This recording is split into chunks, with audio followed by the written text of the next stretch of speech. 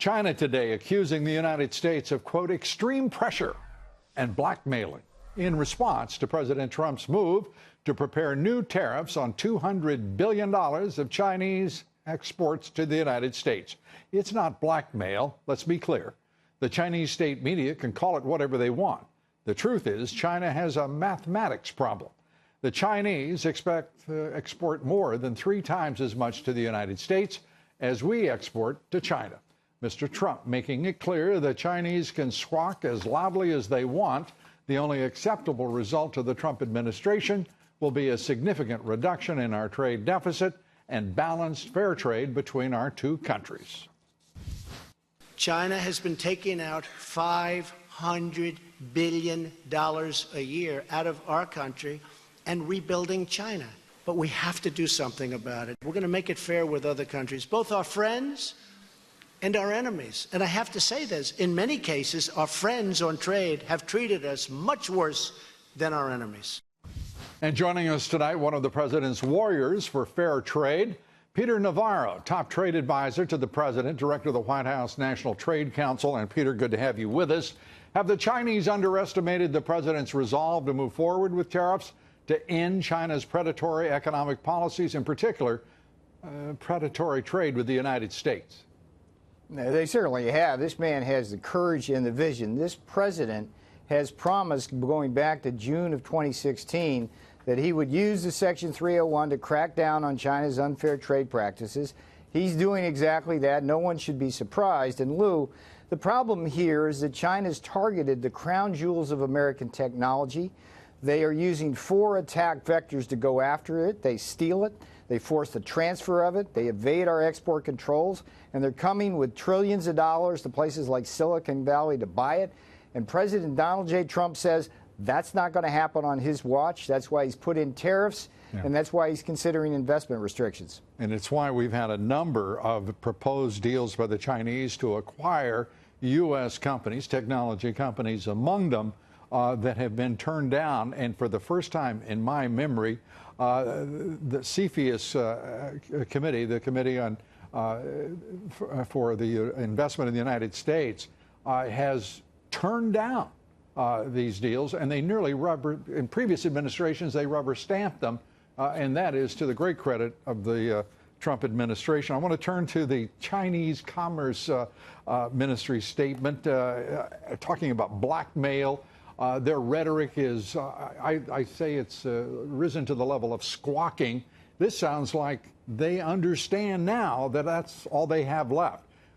They have to respond in some way to these charges because the charges are true. It's predatory economic policies, certainly in trade, that they're going to have to adjust if they're going to trade with the United States. Lou, as a matter of mathematics, the president instituted $50 billion of tariffs, highly targeted to these made in China 2025 industries that China wants to take away for the future. And we won't have a future if they take them. So the president, as a defensive measure, purely defensive, put those tariffs on. What China did, and it's a big mistake, was they came back and retaliated with their own tariffs. And then the president, very courageous decision yesterday. This takes courage and vision to see the chessboard. He put on $200 billion more tariffs, and guess what? The Chinese found out that they do indeed buy a lot less from us than we buy from them, and they're out of bullets before we are. And the president's standing up for America, standing up for the men and women who work with their hands here. The mathematics are so simple that even I comprehend them. And if we have that graphic, I'd like to put it up on the exports from the United States and Chinese exports to the United States. U.S. Exporting to China $130 billion in the previous year, and China exporting to the United States $500 and almost $6 billion. They lose. It's that simple, isn't it, Peter? Well, and they've been winning, and I understand, but I ask you, they lose. They lose. Mathematically. That's the point, mathematically, and that's what the president understands. And he's going to be very strong on this matter. If they come back and keep trying these acts of retaliation, the president will take very firm, strong stands against this. He will defend our companies that are operating on Chinese soil, should the Chinese try to intimidate those companies. And what's at stake here, Lou, is an international trade order that needs to be fair, reciprocal, and balanced. And we don't have that. We don't have it with China. We don't have it with Europe. That's established. I mean, this president is the only world leader.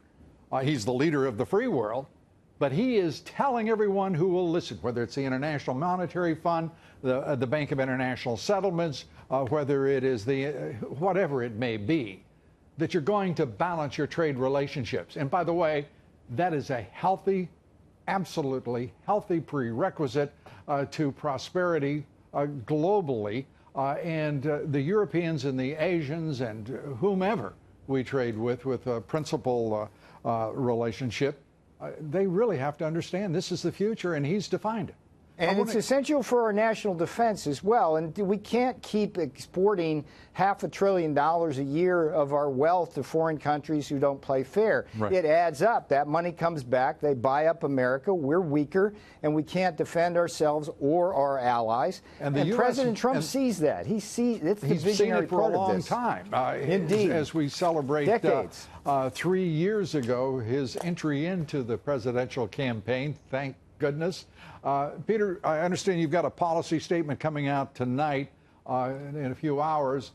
Give us a sense of, real quickly, if you will, because we're over, what that is going to be directed toward. This white paper by the Office of Trade and Manufacturing Policy is the most comprehensive accounting of the strategies of economic aggression that China uses, basically to take our wealth and to undermine the international global trade system. And I think if people understand the scope of what they're doing, they'll better understand why President Trump has to act with tariffs and things like investment restrictions. Does it include as much as $600 billion being stolen by the Chinese directly through both corporate espionage and, frankly, military espionage?